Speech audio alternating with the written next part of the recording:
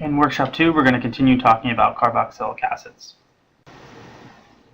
First thing, let's focus on carboxylic acid derivatives and their structures. These are the 5 main species we're going to see in mechanisms involving those. You should be comfortable drawing structures as well as with leaving groups, and also thinking about reactivity and basicity. So if you haven't filled in this table, pause the video now and at least think about what should go in each column.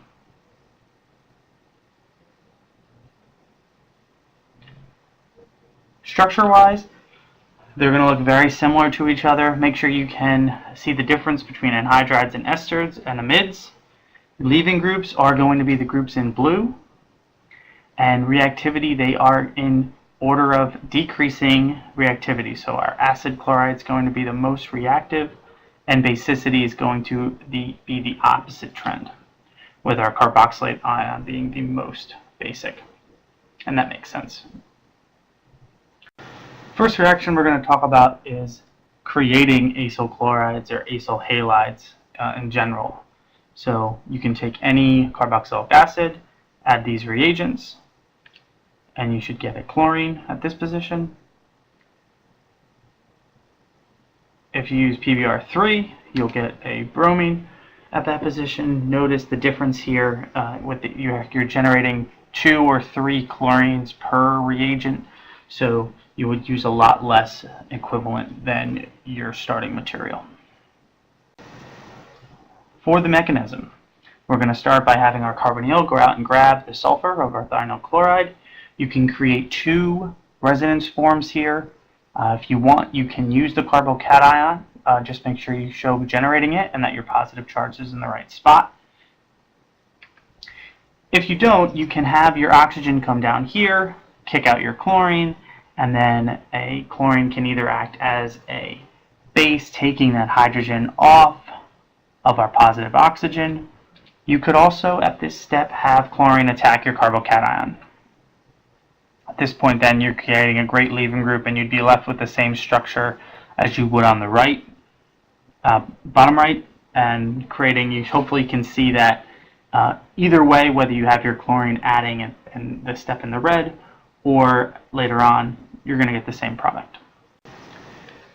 So from here, you could have your chlorine attack the central carbon, have that oxygen kick out as an anion, kick back down, and now you've made a great leaving group with our sulfur compound with another chlorine atom. That chlorine atom can then kick out, and you'll have Cl- to continue the process and act as an additional nucleophile for another molecule.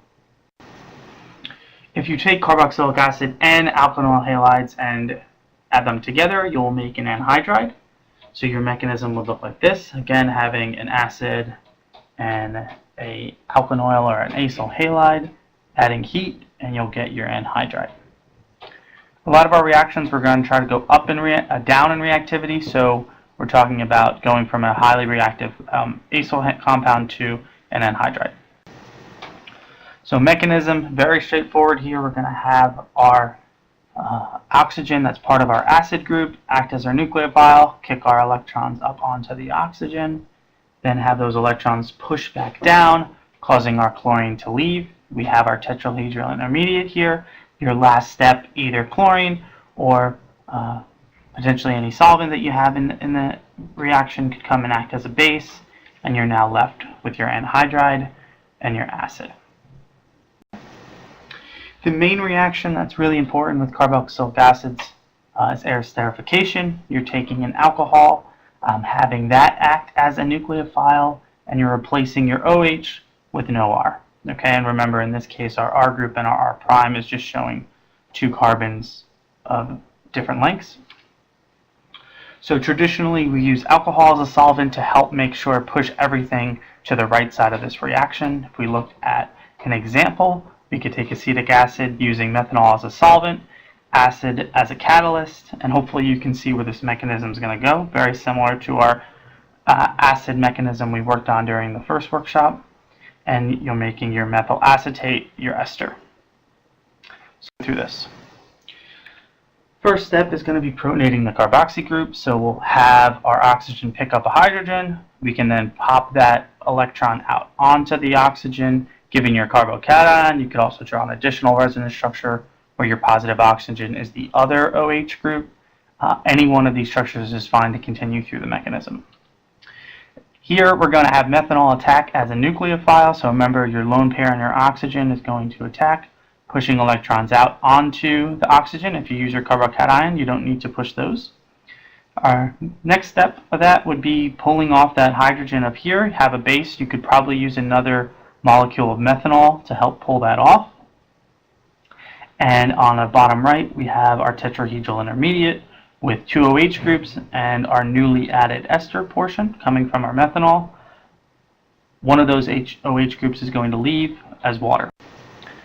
Since our acid is still around, we can have one of them pick up our hydrogen, drop down the electrons from the other oxygen, having water leave as a leaving group.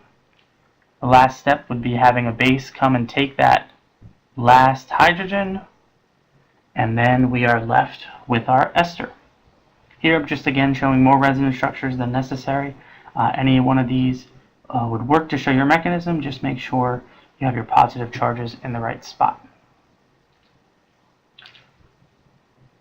And again, for our reaction, know that we use our alcohol as the solvent to help push the creation of our esterification. The other reaction, which is going to look very similar, is if we have ammonia or any amine come in, we can have it act as a base.